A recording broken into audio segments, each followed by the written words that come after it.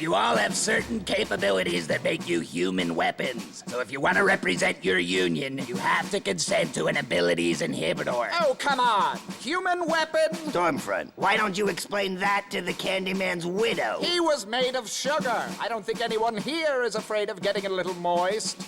Looks like iron anvil mines. Now before we administer Any Which Way But Zeus is the 11th episode of Season 4. It first aired on September 26, 2010, and was written by Doc Hammer. In it, henchmen and sidekicks are kidnapped and forced to fight to the death. Meanwhile, various protagonist and antagonist organizations team up to figure out what's going on. And back at the compound, Hatred, Hank, and Dean stage a fake kidnapping of Dr. Venture, who had assumed he'd be kidnapped too.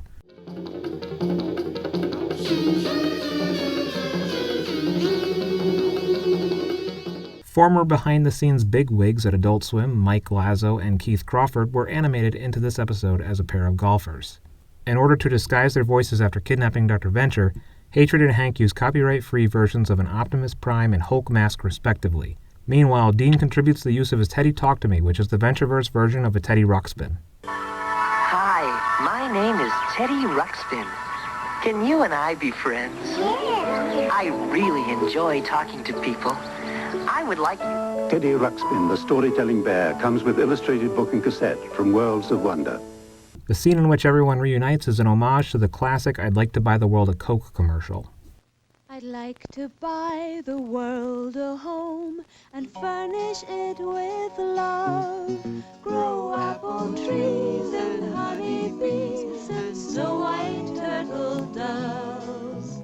I'd like to teach the world to sing. Sing with me. Perfect harmony. Perfect harmony. I'd like to buy the world a Coke and keep it company.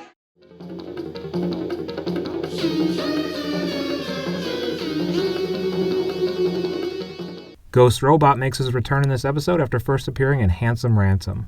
I do know the terrible pain of loss, the hollowness one feels when one is just going through the motions of life, like a living ghost, or a robot. Well, thank you, Ghost Robot, but I'm better. At the think tank, Tiger Shark represents the Peril Partnership, who were first name-dropped back in Season 2's Fallen Arches, and will return in a bigger way later in the series.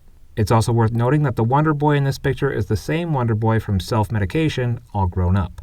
I mean, I can't even get an erection now unless I'm tied to a chair with a time bomb taped to my chest. And of course, this episode features the return of Scott Hall, aka Henchman 1, aka Henchman 0. He was presumed dead after the events of the Lepidopterists.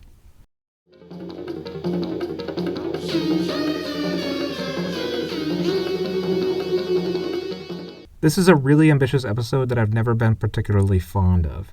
In hindsight, it's a really cool idea, and it may have been better explored as a two-part episode. Or perhaps it could have even worked as a movie completely unrelated to the Venture Brothers. But in a 22-minute episode, I just don't think it had the appropriate room to breathe and fully explore the concept. Aside from that, the think tank stuff is pretty cool, although I'm kind of surprised to see the Revenge Society in attendance. Far away, though, my favorite part of the episode is the emotional revelation that Dr. Venture actually seems to care as much about Hank as he does Dean. I love it when things get a little emotional, and I love the Venture Brothers. As always, thank you for watching, and go Team Venture! Tune in next week for Everybody Comes to Hank's and the 1-year anniversary of Your Guide to the Ventureverse. If you dug this video, share it with a friend, and if there was some huge glaring thing that I missed in this video, follow me on Instagram at Ventureverse Guide to see these videos a week early and offer your input before I upload the final product.